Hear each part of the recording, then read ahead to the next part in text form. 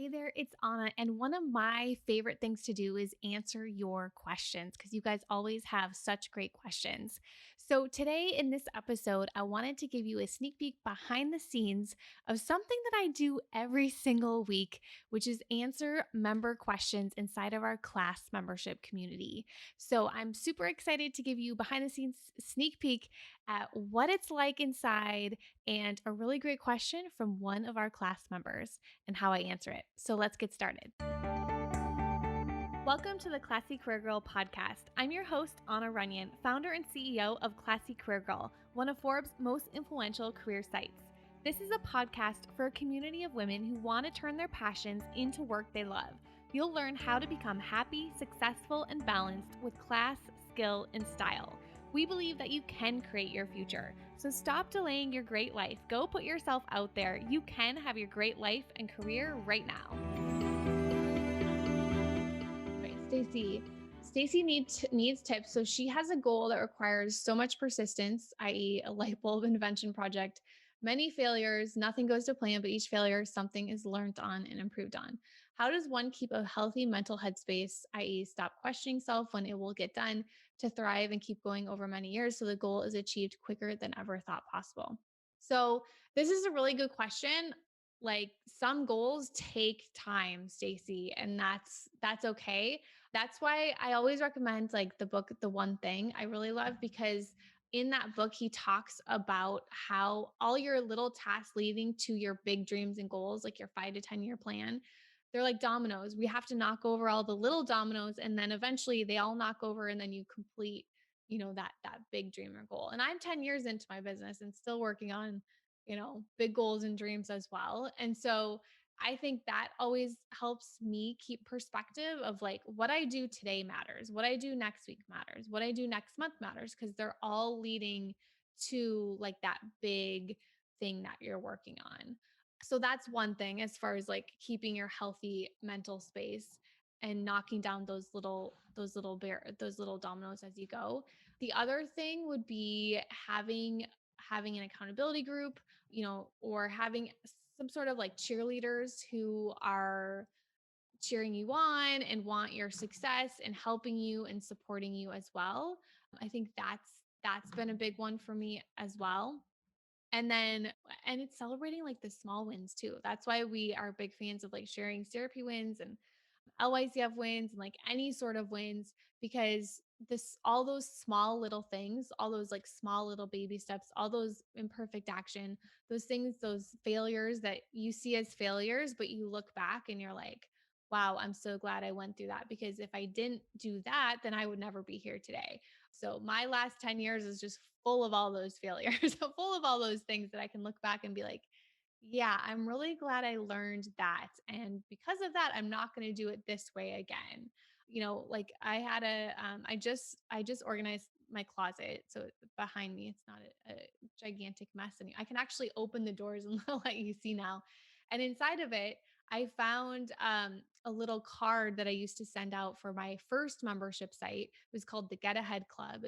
I had it in like 2012, 2013, but I closed it in 2014 because I couldn't get it to grow. Like it was a failure. It was a product that didn't work, and I had to close because it was taking too much time and I was not getting enough income and not getting enough members. And so I look back at that and I'm like, I would never have this membership experience. I would never have class if I didn't have that failure back then. If I didn't have to learn, from actually moving forward and taking action. But you learn from those. You learn from moving forward and taking action, and you take all those little dominoes as you go forward, and that's all that helps you with your big goals.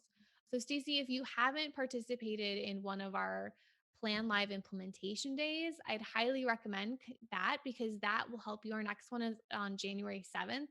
That will help you take your big picture of like your vision and help you put that into like your annual plan, your 90-day plan. And then when you have that 90-day plan, then we don't have to worry about 5 years from now, or like our big dreams and goals, because we just know that, okay, this is what I have to complete in the next 90 days. All of the things I complete in the next 90 days are designed to help me reach that annual goal. It's just kind of like a step by step process where I just keep moving forward, and some things change. Like sometimes goals are not your goals anymore, or you learn that you have to do things a little bit differently. But I would share in the Facebook group, kind of maybe get a little bit more specific about what exactly your goal is and ask other people for help. I know I had a big dream of creating a physical planner for like years and years and years. And then it was like always in my head and I never asked for help. And then the second I asked for help, I asked someone who knew how to create one. Then I had it in my hands like 90 days later. Actually, it was like 60 days later, but that was because I asked for help. I asked other people who knew how to do things. So that's one thing I've learned is other people know how to do things quicker and faster. So if you don't ask for help, then you just spin your wheels trying to do yourself. So that's my answer for you. Stacy also asked, how are goals big to small best to written and utilized to keep focused on a touchpad, iPad, or paper system? So this one is everyone's kind of different as far as how they like to plan and create goals. I can share how I do it, but some people like checking things off digitally. They'd like to be paperless. I know for me, I like the act of check. Like I like the pen and paper, the check off. So I do my calendar digitally with Google Calendar. So everything that's like has a time and date, that's I don't do that on my planner. I use a digital calendar for that so that I can share it with John. I can share it with my team. I can share it like it's just digital. But then my as far as planning goes, when I write down I write down my annual plan, my 90-day plan, my monthly plan, my weekly plan, my daily plan. Like so every day, like today, every morning I have my top 3 priorities, and I have every week, every Sunday, although sometimes it's been going into Mondays now, I write my weekly plan. So I know what my top 3 priorities are for the week, and that's like all written down. Now, I do know a lot of people do it. Let me know if in the chat box how you guys do it. If you do your plannings digitally or if you do them on with paper. So that's my preference is paper, but I also really love Asana. I love using Asana for like big team projects that require me that I'm sharing actions throughout the whole team.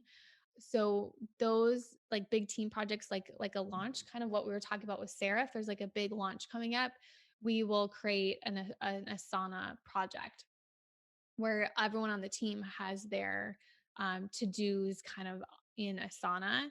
And so, but then I take what I have to do and I put it in my weekly plan as well. So if the team has to do things and they assign me to do something, then I'll make sure that I have to do it that week, then I'll make sure I write it down in my planner for the week.